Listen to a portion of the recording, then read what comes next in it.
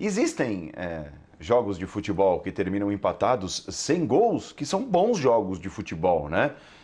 Bem jogados, administrados positivamente, digamos assim, pelos técnicos na questão das estratégias montadas.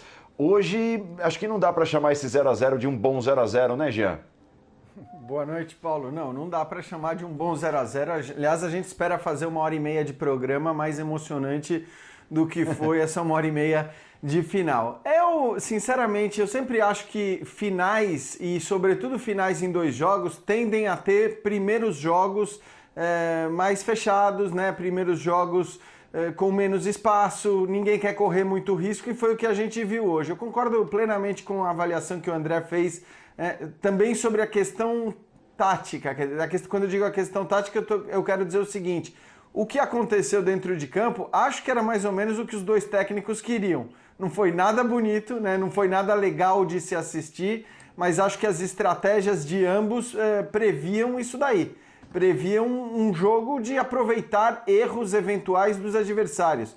E esses erros quase não aconteceram. Se a gente for olhar bem as chances, as melhores chances do jogo, as 2 melhores chances do Palmeiras nascem de erros do São Paulo, né? Aquele passe errado do Benítez no primeiro tempo e um passe errado, uma bola roubada do Miranda no segundo tempo. E são talvez as 2 melhores. Depois teve o escanteio do Scarpa, mas quero dizer, né, aí já era bola parada. E do lado do São Paulo, as melhores chances, uma justamente numa bola parada, numa cobrança de falta, e a outra num chute de longa distância que acabou indo à trave. Então, nenhum dos 2 times conseguiu criar, nenhum dos 2 times conseguiu fazer a qualidade dos seus jogadores do ponto de vista criativo, e a gente tem visto muito a qualidade desses jogadores durante esse começo de temporada, né? A gente tem visto isso, mas hoje a gente não viu. Não funcionou nem de um lado nem do outro, porque as 2 defesas, que também são 2 defesas ou 2 sistemas defensivos que têm funcionado muito bem durante a temporada, se sobrepuseram. Mas acho que se sobrepuseram por uma escolha dos seus treinadores. A gente pode talvez avaliar que, por ter sido o jogo no Allianz Parque, o resultado acaba sendo melhor para o São Paulo. Oi, Léo, tudo bem? Tudo bem, Paulo. Bom dia, né, para você, para os companheiros, para fã do esporte. Tava na cabeça que eu não trabalhei na quinta, mas eu lembrei que ontem a gente terminou depois de meia-noite, então trabalhei na quinta, tá tudo certo. Não tive uma folga forçada, não. Cara, eu até por curiosidade, né, fui ver o quanto que a bola ficou com os goleiros e os zagueiros, e me chamou a atenção o número do Palmeiras especialmente, né? O Palmeiras de um total de 314 passes certos, 190 foram do Luan, Renan, Gustavo Gomes e o Everton. Então 60% dos passes que o Palmeiras acertou foram entre os seus 3 zagueiros e o seu goleiro, foram os 4 mais jogadores que passaram. E no São Paulo esse número é um pouquinho menor, não chega a 50%, somando os 3 zagueiros e o goleiro, mas mostra muito o interesse em não cometer um erro, em não arriscar, se o espaço não estiver aparecendo, é melhor esperar e ficar com a bola do que oferecer uma chance ao seu adversário. Raras foram as oportunidades em que o adversário conseguiu forçar o erro, como no erro do Miranda, né, que rendeu uma boa chance no chute de fora da área. Se o jogo todo fosse os últimos 15 minutos, vá lá, a gente teve alguma coisa, né, uma chance com bola parada aqui, um chute de fora da área que acertou a trave ali, mas no geral fica claro que você tem sempre uma linha em primeiros jogos, e aí eu concordo muito com o Jean, que é até onde é respeito, até onde é temor. Porque o respeito mede o grau de risco que você vai oferecer, sabendo que seu adversário tem de bom. O temor é pensar que o ponto forte do seu adversário ele é mais forte que o seu ponto fraco. Então acho que os 2 times tiveram essa preocupação, especialmente o São Paulo em relação à velocidade do Palmeiras. Acho que isso ficou muito marcante. Ficou muito claro que a principal preocupação do São Paulo é Rony e Luiz Adriano em campo aberto. Não pode acontecer. Não pode acontecer e, de fato, não aconteceu. Foi algo que o São Paulo não concedeu ao Palmeiras o tempo todo. Me chamou muito a atenção também que o Crespo não quis mexer por opção, né? Ele só fez as trocas por necessidade. E perder Daniel e Benítez o complica muito, porque a gente está falando dos 2 jogadores mais criativos. O Daniel é lateral, mas ele é o principal armador desse time, talvez. e o Benítez que vinha num momento muito bom e já não estava conseguindo também jogar entre as linhas, né? E aí foi onde o Palmeiras conseguiu dar esse pulo do gato e não deixar o São Paulo criar muita coisa, mas também não quis arriscar com uma troca, de repente aquela troca que você acaba piorando o time. O Palmeiras arriscou com essas trocas e acho que foram boas as trocas, né? Principalmente com o Scarpa que oferecia alguma coisa ali em bola parada. Mas, no geral, assim, para resumir, acho que o limite do respeito passou até o temor. E os dois estavam morrendo de medo de perder o jogo e isso se viu no campo hoje. Vitor Birner, bom, se o Léo destacava, né, o São Paulo preocupado com essa velocidade nas arrancadas do Palmeiras, do outro lado, o Palmeiras pensou bem também na marcação do cara que é o principal armador das jogadas do São Paulo, por dentro, o Benítez. Benítez conseguiu pouco produzir no primeiro tempo quando esteve em ação, né? Boa noite, Birner. Tudo bem, Paulo? Bom dia, né? Aliás, a você. Boa noite, bom dia. Boa noite, bom dia aos colegas, aos fãs e às fãs do esporte, obviamente também. Eu acho que ele conseguiu anular tanto a criação do São Paulo pelo meio quanto pelos lados, onde o São Paulo costuma ser até mais perigoso do que pelo meio. Eu gosto do futebol do Benítez, o que eu vou falar aqui não é uma crítica ao atleta, até porque o sistema do jogo favorece mais realmente essa construção pelos lados, mas o Benítez ele foi muito bem contra a Ferroviária e o Mirassol, mas, por exemplo, contra o Racing e contra o Corinthians ele não tinha ido bem. Ele tinha sumido do jogo. Em uma partida mais pegada, mais dura dessas, ele ainda está devendo como o grande construtor pelo meio no time do São Paulo. Acho que com a temporada vai entregar.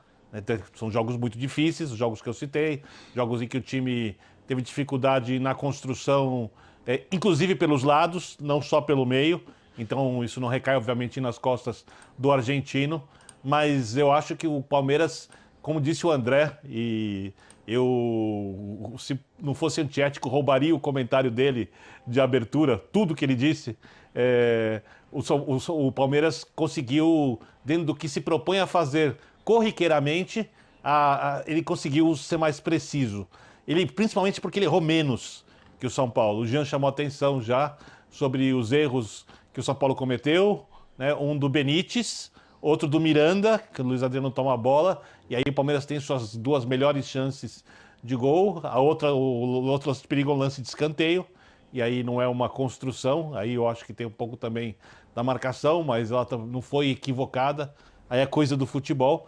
E o São Paulo acertou a bola na trave do chute de longe, o Danilo Barbosa tinha que estar mais próximo ao Sara, e havia entrado no jogo e deu esse espaço para o jogador que é muito perigoso, o melhor jogador da base, que é que o São Paulo revelou nos últimos tempos. Para mim, um atleta, no mínimo, tão útil quanto o Benítez, mas versátil, consegue exercer mais funções dentro de campo, e uma chance que, para mim, muito boa, e a única chance criada pelo São Paulo, um erro que o Palmeiras raramente comete, que é o cruzamento do Igor Vinícius para o Igor Gomes cabecear livre sem nenhum perigo. Mas aquela era uma chance claríssima de gol. Talvez até a melhor chance do jogo, né? Mas o jogador de São Paulo desperdiçou a oportunidade. Então, as ideias primeiras dos técnicos, que era de não tomar gols, funcionou, né? Elas andaram direito porque o São Paulo impediu o Palmeiras de usar velocidade, como todos disseram. O Palmeiras não conseguiu anular o São Paulo na sua construção em todos os espaços, e o 0-0 explica com perfeição aquilo que a gente não viu com a bola no primeiro jogo da final. Ô Birner, acho que a prova de que o que os técnicos mais ou menos queriam foi o que aconteceu dentro de campo primeiro, o fato do São Paulo não ter feito nenhuma substituição por opção do Crespo. E mesmo as alterações feitas pelo Abel, que muitas vezes é um técnico que mexe, que altera, mudando no desenho do time, mudando a maneira que o time vai jogar, não aconteceu também, porque as mudanças foram... Eu até falava, agora eu não lembro porque como tem jogo dia sim, dia não, mas eu até falava que o Scarpa raramente entrava pura e simplesmente no lugar do Rafael Veiga. Dessa vez ele fez a substituição, tirou o Veiga e colocou o Scarpa, tirou o Patrick de Paula e colocou o Danilo Barbosa. Talvez sejam as alterações que menos mexiam na ideia do que estava acontecendo. Ele só mudou as peças, né? Ele mudou evidentemente a questão física também. Quando você faz essas mudanças você ganha do ponto de vista físico, mas os dois treinadores não alteraram em absolutamente nada a ideia de jogo dos seus times, com alterações, não mudaram desenhos táticos. Então, me parece que as coisas caminharam mais ou menos como eles imaginavam. Eu acho que a discussão apenas é se isso é de fato melhor para o São Paulo, que agora vai jogar a segunda partida no seu estádio, onde está acostumado a jogar. A gente tem dito o tempo todo, né? O peso de jogar em casa, hoje em dia, é muito menor sem a presença dos torcedores. Mas tem muito jogador que acha que o principal aspecto favorável para você jogar em casa são as referências do campo, você conhecer ali o gramado, você ter nessas referências uma vantagem para cada jogada que você faz dentro de campo. E também tem nesse caso o gramado, né? Porque são gramados muito diferentes, já que o gramado do Allianz é um gramado misto, é um gramado em parte artificial. Uma coisa que para mim atrapalhou o andamento do jogo foi a arbitragem. Ele não prejudicou ninguém. Ele não atrapalhou o resultado, ele atrapalhou o andamento do jogo. Porque ele marca tudo, absolutamente tudo. Encostou, é falta. E mais, como ele queria levar o jogo até o final sem confusão, lances que normalmente ele, se árbitro, daria cartão amarelo. Ele costuma marcar muita falta, mas chega lá 10, 15 do segundo tempo e começa a mostrar amarelo. Ele não deu o cartão amarelo, né? E ele nem cobrava do jogador que fazia 2, 3, 4 faltas seguidas, nem verbalmente, que parasse de fazer as faltas. O árbitro foi o mais retranqueiro de todos no jogo. Se a gente for falar de conservador, mais que os técnicos, foi a arbitragem. Então ela contribuiu também para que essas ideias funcionassem, dos técnicos. Ele irritou o Salve na transmissão da Globo, cara. E quem que consegue irritar o Salve, velho? Marcando falta de contato de ombro. Puxa vida, várias disputas de bola absolutamente normais, ele parava o jogo, mas tem uma coisa que ele falava pra gente nos bastidores, né? Árbitro não quer levar problema pro árbitro do segundo jogo, né? Não quer expulsar um jogador e tirá-lo do segundo jogo, não quer complicar demais pro cara que vai apitar o segundo, normalmente não é o mesmo, né? E ele não quer entregar esse problema pra quem vem depois. Concordo plenamente com o Birner, foi bem irritante ver isso. E acho que é uma coisa que a gente não pode perder de vista, né?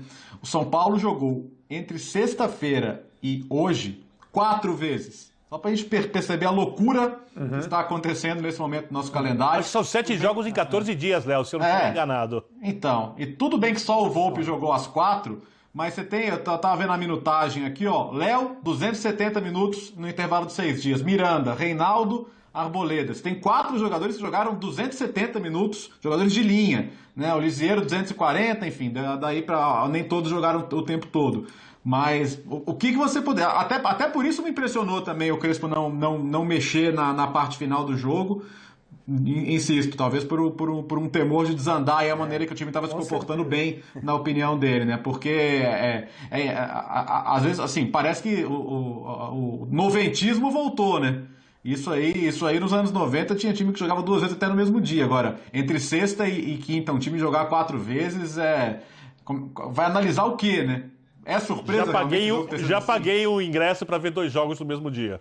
Se a gente fosse dividir os treinadores de futebol em 2 grandes categorias, a categoria dos atrevidos e a categoria dos precavidos, os 2 treinadores de hoje mostrariam o seu lado mais predominantemente precavido. E isso é uma mudança maior, eu creio, em relação ao Crespo do que em relação ao Abel. Pela forma como os times jogam, evidentemente, e pela forma como esses 2 treinadores comunicam as suas ideias de futebol. Não só da forma prática, quando a gente vê um time e o outro, mas como eles falam também a respeito do que eles pretendem fazer. E no caso de hoje, para mim ficou muito claro uma alteração nos 2 times na forma de pressionar.